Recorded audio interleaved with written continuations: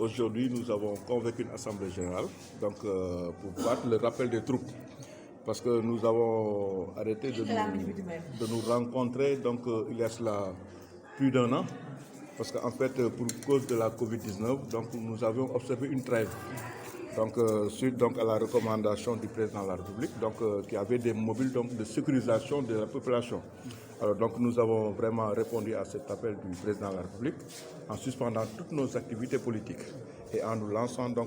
des activités d'accompagnement des populations, en termes d'assistance des populations, de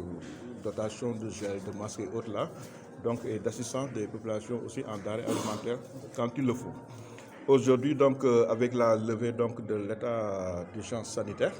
on s'est dit que nous avons l'obligation de revoir nos militants, de communier avec eux, parce qu'en réalité, nous sommes une famille. Nous avons l'habitude de dire que nous n'avons pas de militants, nous avons des parents, nous avons des amis. Aujourd'hui, nous étions en train de communier avec nos amis. Après une trêve de plus d'un an. Alors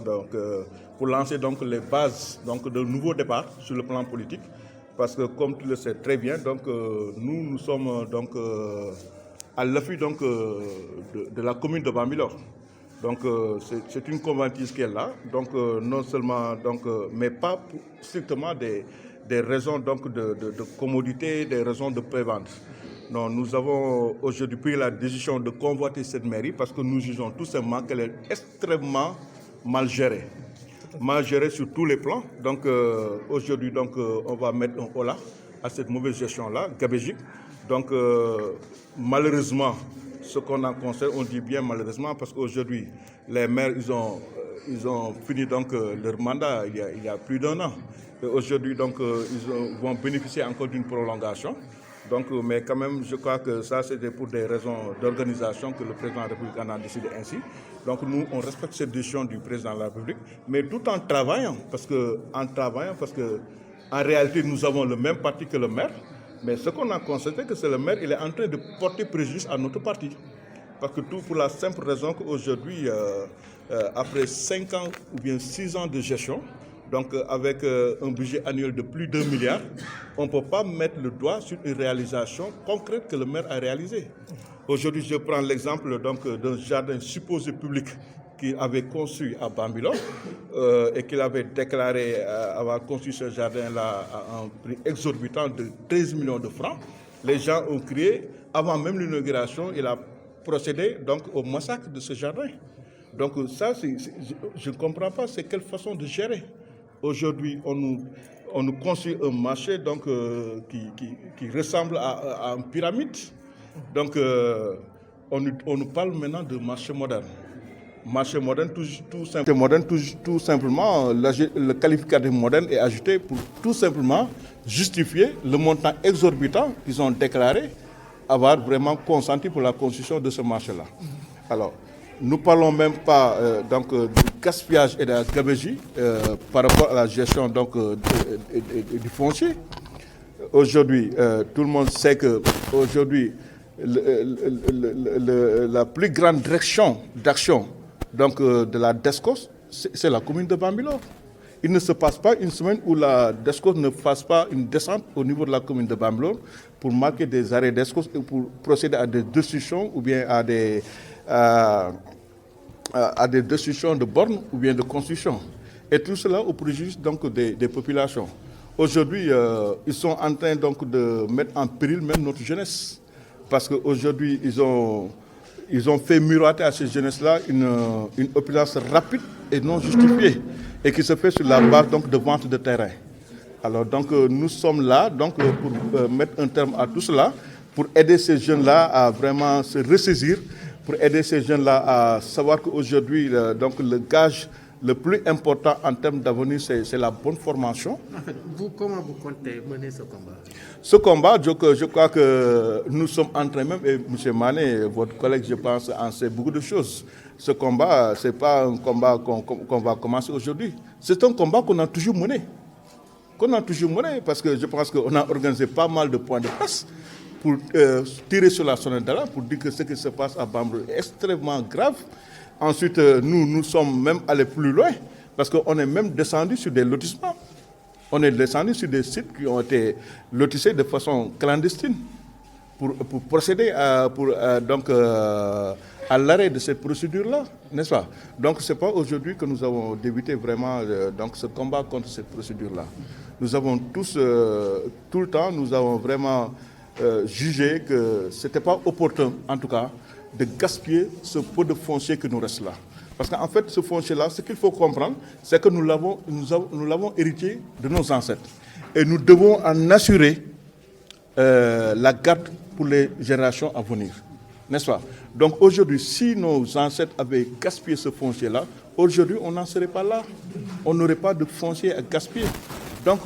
au même titre que nos ancêtres, nous devons préserver ce foncier-là pour la progéniture et vraiment en faire une bonne gestion et en faire une utilisation très efficiente. Mais en fait, en vous entendant parler, quelque part, vous ne vous sentez pas responsable du fait que vous avez participé à l'élection de ça? Vous avez participé à l'élection du maire? Non, moi, je n'ai pas participé à l'élection du maire parce que j'étais donc adversaire du maire en 2014. Nous avons le même parti, mais moi, j'étais parti sur la base d'un mouvement qui s'appelait Vision Rufisque. Et croyez-moi, nous avons... lui, il dirigeait donc la liste de Benno Bokk Yakaar. Et je rappelle que donc, la commune de Bambilor comptait 18 centres de vote. Benno Bokk Yakaar avait tout cela supposé donc, comme argent, comme moyen, comme autorité qu'il a composé et comme parti politique, parce que Benno Bokk Yakaar est composé de pas moins de 10 partis politiques. J'étais seul devant Benno Bokk Yakaar et Benno Bokk Yakaar n'a pu gagner que 8 centres et les 8 autres, je les ai gagnés. Et j'ai gagné presque les plus grands centres. Et je prends l'exemple du centre de Bambilor qui était le plus grand centre parce que composé de 10 bureaux, j'ai gagné tous les 10 bureaux de vote face à Benno Bokk Yakaar. Il a fallu des combinaisons donc, contre nature même pour que l'actuel maire soit élu. Parce qu'il y a eu, laissez-moi continuer, parce que c'est important, parce qu'il y a eu l'apport de El Hadji Samb de Kër Ndiaye Lo, qui n'était pas de l'APR, qui était de la génération du concret. Il est venu apporter son appoint. Mais à 19 ans, j'étais en avance de plus de 400 voix devant le maire. Alors c'est pourquoi moi je dis que lui, il est élu, mais moi, je ne suis pas élu, mais je suis le maire des cœurs. Absolument. Je suis le maire des cœurs. Parce que tout simplement, les populations ont voulu que je sois leur maire. En tout cas, les populations qui se retrouvaient donc, dans le parti du président de la République. Ils ont voté massivement pour Mamadou Saleh Diop à travers la liste Vision. Et j'ai pu totaliser à moi seul 3736 voix, voilà, ce qui constitue 36% des suffrages. Vous croyez changer les cartes d'ici février 2022? Mais bien entendu, parce que je pense que ça, c'était c'était un accident de l'histoire. Aujourd'hui, donc, je remercie même le bon Dieu. Parce que n'eût été son élection, les gens ne se rendraient jamais compte que c'est un incapable. Et aujourd'hui, il a étalé à la place publique toute son incapacité par rapport à une bonne gestion. Donc aujourd'hui, il ne fait que renforcer notre envergure. Parce que les gens vont se rendre compte. Ils ont eu raison de porter leur choix en 2014 sur la personne de Mamadou Saleh Diop. Et aujourd'hui, les gens qui avaient donc, un choix contraire en votant pour Ndiaye Diop, ils sont en train de se mordre les doigts. Ils sont en train de regretter leur acte. Et cela ne fait que conforter notre position en tant qu'adversaire. D'accord. ci wolof président. xam na ni toog nañ lu tolloog at wala lu ko ëpp dajewuñu parce que li ko waral ñëpp xam nañ ko dafa am mbas mi fi yéesi woon mooy Covid 19. donc mu nekkoon loo xam ni ñu ngi profité sax xëy na fàtte nañ ko wax ci tubaab di jaale suñu mbokk yi nga xam ni ñoom ñëpp yóbbu na leen ak ñi nga xam ni faagagal na leen. ñu ñaan yàlla aussi ñi ci nekk di ci feebar aussi yàlla suñu borom yëkkati leen ak ñi nga xam ni tamit muccagul nañ ci yàlla suñu borom def ñu mucc di lancer aussi nit yi aussi appel pour que vraiment ñi ñàkkul aussi ñu góorgóorlu ñàkku parce que je pense que aujourd'hui loolu kese la ñu am comme loo xam ni mën nañ ko moytoo donc Covid bi à part donc le port de masque et la distanciation donc physique. alors donc tey jii li ñu def mooy dañu def li tubaab di wax battre le rappel des troupes. mooy maanaam dajalewaat suñu famille politique parce que man damay tàmm di wax ne aw ma ay militants damay tàmm di wax ni man li ma am mooy ay doomu ndey la am te loolu moo am parce que ñi ngi fi gis ñu toog ñëpp muy xale muy mag muy jigéen muy góor ku ci dajeek sa morom da nga koy bëgg a for lekk parce que li ñu boolee dëgg la c'est-à-dire que ñun alal boolewuñu suuf boolewuñu ñun principe moo ñu boole ak bokk vision moo ñu boole c'est-à-dire c'est des képp koo ci gis muy góor muy jigéen bu xëyee day ñax yi daan dooleem te du lekk lu lewul li mu gëm mooy dafa war a ñàkk dund li nga xam ne askan bekk moom mu fexe ko yor te bu ko yoree mu jéem ko gérer jaar ak fi mu war a jànd askan bi yëpp gis ci seen bopp te li ñu constaté fii ci commune Bambilor moo ni que dafa tëddewul noonu parce que maire boo xam ni dafay taxaw mu ni man damay former ay millionnaires xale bu ànd ak man balay ma 3 millions parce que Serigne Babacar Sy boo nekkul millionnaire man ma xàcc mais donc ma ni voilà quelqu'un qui s'est trompé de guerre il s'est trompé de mission c'est-à-dire que kooku xamul donc lan moo tax ñu fal ko parce que un maire sa vocation c'est pas de former des millionnaires un maire sa formation sa vocation mooy ni ko mu développer une commune mooy mu apporter population yi lii tubaab di tuddee mieux-être ku ci nekk boo xëyee nga mën a lekk ku ci nekk boo xëyee nga mën a naan ku ci nekk boo feebaree nga mën a faju ku ci nekk boo bëggee déplacé wu nga jaar ci yoon bu baax mën a déplacé wu ku ci nekk nga am courant am lumière boo xam ne fa nga nekk dina am sécurité plateau yi nga xam ne tey moo nekk ci dispensaire ak ci hôpitaux yi nekk ci gox yi mu nekk des plateaux techniques assez relevés moo am aussi des pharmacies assez fournies ba nga xam ni am aussi un personnel qualifié ba nga xam ni tey jii sur le plan santé nit yi dañuy wax ni tey commune Bambilor gàcce ngaalama jëlal xale yi aussi encadre leen parce que ku nekk xam nañu aussi compétence maire ci éducation mu ngi ci éducation primaire mais tey bu ñu la wax ni la capitalu Bambilor muy le village de Bambilor am na abri provisoire mais doo ko gëm alors que aujourd'hui ñu ngi exécuté depuis 5 ans un budget de plus d'1 milliard depuis 5 ans mais boo demee Médina Bambilor école Bambilor 3 mais da nga fay fekk abri provisoire boo xam ne dafa daanu kii am na moment boo xam ne moom moo jël charrette dem gori ay co-député ñoo indi ko pour ñu joyanti classe bi donc xaalis boobu nañu wax fan lañu koy def parce que aussi budget mais du loo xam ne dañ koy jël di ko fooy di si def ay surfacturation yu kenn xamul boo defee benn tali bu ndaw sa feeg ci saw nga ni 22 millions nga def ci tali bi damay jàpp ni xanaa yow da nga jàpp ñi lay déglu xanaa ñoom xamuñu latérite lan lay jar wala boo xamoon ni yow ñiy jàkkaarloog yow si seen biir ay ingénieurs yu bëri si yoo xam ni seen xam-xam ci loolu la màcc marché Bambilor bi bu ñu taxaw ni 150 millions lañ ko tabaxee mais dañ ma ni ñii kan la ñuy yëpp parce que marché Bambilor li ma ko waxee sànq ci réunion bi dama ni dafa nekk li tubaab di tuddee ERP ERP boo ko déggee ci tubaab mooy établissement devant recevoir du public loolu nag damay fàttali ni dañu nekk ci 21e siècle maanaam jamono bi ñu nekk doomu aadama dañ ko def au centre même de la préoccupation de la gestion sociale mooy ni que doomu aadama dañ ko war a sécuriser li ma bëgg wax foofu mooy marché boo ñëwee tey dafa war a boo ko bëggee tuddee marché moderne dafa am un minimum bu war a nekk ci marché bi maanaam marché bi man dem naa fa ànd ak suma quelques collaborateurs ñu dem def visite mais bi ma demee dama boole gàcce ak tiit parce que marché bi ma fay dem visite dañ ko doon soog a inauguré mais ba ma duggee ci toilette yi dama ñëw fekk buntu toilette yi daanu parce que buntu yéen fa monté ay buntu yu teg daaj yooyu olof tuddee teg daaj te ñu ngi koy jaay ci pàkk yi yooyu lañ jël def ko fa bu ma fekk buntu yi daaj yëpp bi ma ñëwee wër naa marché ba marché bi das gis moo fa benn inspecteur c'est un minimum foo xam ni da nga fay dajale ay doomu aadama incendie mën na fa am te ku nekk je sais que ñaata yoon nga dégg ñu ni Touba marché yaa ngi tàkk ñaata yoon nga dégg ñu ni Kaolack am na ay incendie ñaata la fa nit ñi ñàkk ci ay millions ñaata la fa nit ñi ñàkk ci ay bakkan wala ay nit gaañu fa ma teen ci kaw xool gis ma fa benn détecteur d'incendie détecteur de fumée aujourd'hui nous sommes à l'ère de la construction de bâtiments intelligents parce que technologie moo toll foofu que nit ki buy liggéey léegi xam-xam la war a liggéey wante yow doo liggéey boo xam ne da ngay fexe si à travers marché ñoo ciy gañe xaalis def sa poche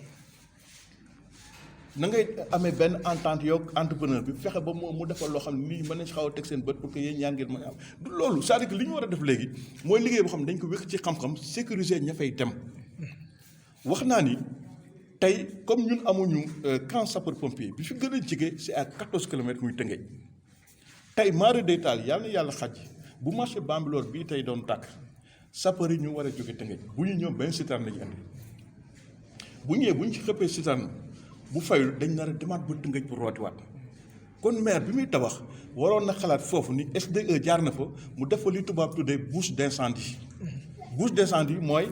loo xam ni dañ koy branché sur réseau SDE ba xam ni tey bu tàkk-tàkk amee bu sapeur ñëwee bu sottee seen mbànd ba mu jeex dootul dem feneen di rooti day ñëw jël ay raccords branché ko ci bouche d'incendie boobu am ndox à volonté fay loolu est-ce que tu comprends donc ensuite ñu xam tamit ni population bi dafa am ñoo xam ni dañ leen tuddee waay laago te loolu sax dinaa si taxaw tuuti parce que man bokk naa si ñu jiite woon communauté rurale Sangalkam parce que Omar Gueye moo doon PCR bi Ndiagne actuel maire bi nekk le premier adjoint man ma nekk le deuxième adjoint mais dëkk communauté rurale Sangalkam ba ñuy nekk tey maire Bambilor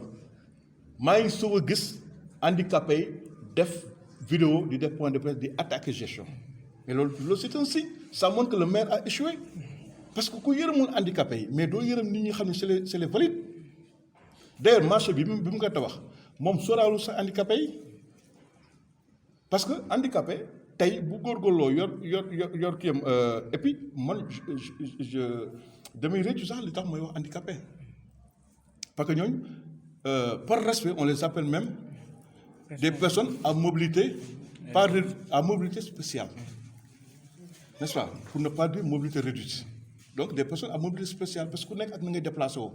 mais ki nga xam ne tey dafa góorgóorlu ba indi pousse-poussam wàcc ko ci otom mais bu sañoon doo raam wala ñu koy tette muy dem di waxaale ji bu Moussa bi mënee dox te mu neex yàlla kese ñëw dox marche escalier yi fa nekk yéeg moom war na mën am fa benn rampe boo xam ni day ñëw pousse sa chariot daal di yéeg mais loolu xam-xam moo koy wax. moo tax nga ne c'est un maire par accident. c'est un maire par accident un maire par accident et par défaut te de leer na ma ni ñi ko faloon ñi si ëpp ñëpp ñu ngi koy réccu actuellement. moo tax sa collègue bi sax bi mu ma posé nii ndax jàpp ngeen ni mën ngeen ko fi jëlee dama ni jàpp nañ seen tey la gën a yomb. am ngeen signalé am ngeen yaakaar. mais bien sûr parce que man tey gëw ma sax ni man personnellement et puis li ma la wax nii je le pense véritablement et sincèrement man gëw ma sax ni man Benno Bokk Yaakaar dañ ko jiital tey parce que nag nit ki boo ko jiital sa parti da nga yaakaar gagné la preuve moom sax comprendre na ko parce que daa fu mu daa taxaw lu mu daa wax mooy. Dans tous les cas Moussa Diop mën na wax mais man fii parti Benno Bokk Yaakaar moom liste bi maa ko jiite mais bi mu mujjee wax génn lan la wax ku président jiital mu topp sa ginnaaw donc il est revenu à de meilleurs sentiments te xam ne président aussi du cuune te lu xew fii yëg na ko te ngi ko nag mënoo yegg si benn niveau de catastrophe ak benn niveau de dégâts ba nag ñu uññeeku parce que nag fii c'est une commune stratégique boo xam ni parti bi ak état bi da ko soxla donc du bàyyi n'importe qui nekk porte liste boobu ba xam ni état bi da ko ñàkk. da nga ne de Mor Sall Diop le président de Dior c'est ça. dama wax ni ma nii man li ma jàppee sama bopp mooy ni que je suis pas le maire élu mais man Mor Sall Diop je suis le maire des cœurs man la nit ci bëgg te maa ngi ci sant yàlla macha allah parce que li tax je vais le dire nekkuñu maire mais macha allah moom xam na ko mobilisation bu jotee ñun ñoo ko ëpp mobilisation gis nga réunion bi léegi.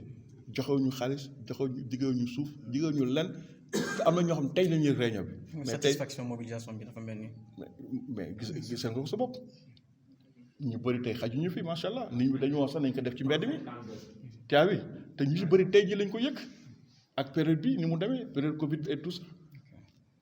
te pendant ce temps moom ma ngay jéem a oote mel na Bambilor demal compte ñaan ñoo fa nekk tu verras deux pôles et 3 tondus ñu nga fay gis. donc loolu ñun dañ ciy sant suñu borom bu baax n'est-ce pas kon ne nag di liggéey on s'enflamme pas pour ça mais parce que ñun li ñu gëm mooy dañu war a liggéey li ñu gëm mooy population yi coono bi ñu nekk dañ leen ko war a teg parce que tey du respect nga nekk ak ay population ñuy xiif di mat di am problème lu ñu duggee ji marché di am problème bu dee marché gis ku ni ñaata parce que nit ñi bëgg nañ mais amatuñu chaque jour nga changé oto wala nga maye oto wala nga may ay passé lu jeex mais loolu dafa mel ni saagale population bi nga xam ne ñoo la fal te loolu dafa war a jeex te ñun dañu prêt pour affronter loolu pour mu jeex waaw nous sommes prêts à tout pour que vraiment ñu rappeler à l'ordre prêts à tout aussi pour le bouter hors de la mairie. Merci beaucoup. Je vous en prie. Merci.